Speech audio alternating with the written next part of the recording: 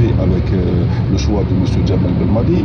Nous avons aujourd'hui une DTN qui n'est pas représentée uniquement par la personne du directeur technique national, mais par toutes les compétences qu'il y a au niveau de la direction technique nationale et dans laquelle on fait un énorme travail qui peut-être n'est pas connu, parce que les résultats vont très certainement voir le jour, c'est-à-dire après quelques années, mais la stabilité, le projet que nous mettons en place et pour lequel nous essayons de fédérer toutes les forces vives qu'il y a dans le football.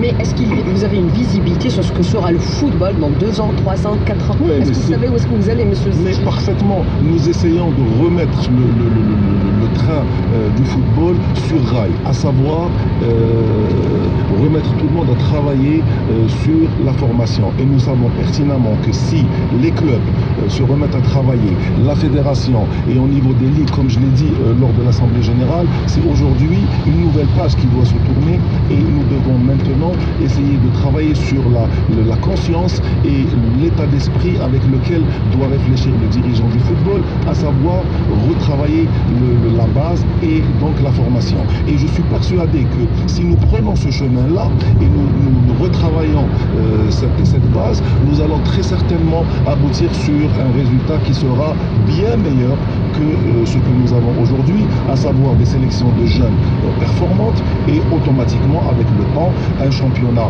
de qualité, des joueurs formés selon des normes et des standards internationaux, et c'est ça le retour au vrai travail de base. Mais vous êtes fixé une obligation de résultat, à savoir pour l'équipe nationale aller à la Coupe d'Afrique, aller à la Coupe du Monde, monsieur. Bien entendu, mais bien entendu, il y a des objectifs intermédiaires au-delà du projet que nous proposons. Il y a bien sûr des objectifs intermédiaires, et un des objectifs, c'est la qualification à la Coupe d'Afrique 2019, et nous espérons aller le plus loin possible, à savoir au moins être dans le carré final de cette compétition, et nous avons une totale confiance en la personne de M. Jamel Belmadi pour nous mener à cet objectif-là.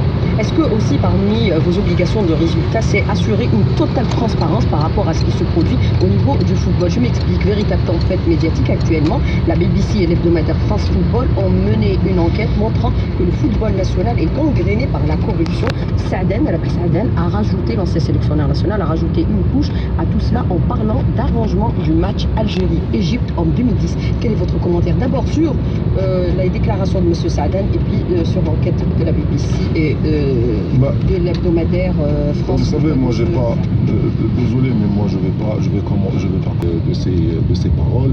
Et après, la seule chose que je peux dire, c'est que ces déclarations ne serviront de monsieur Saaden.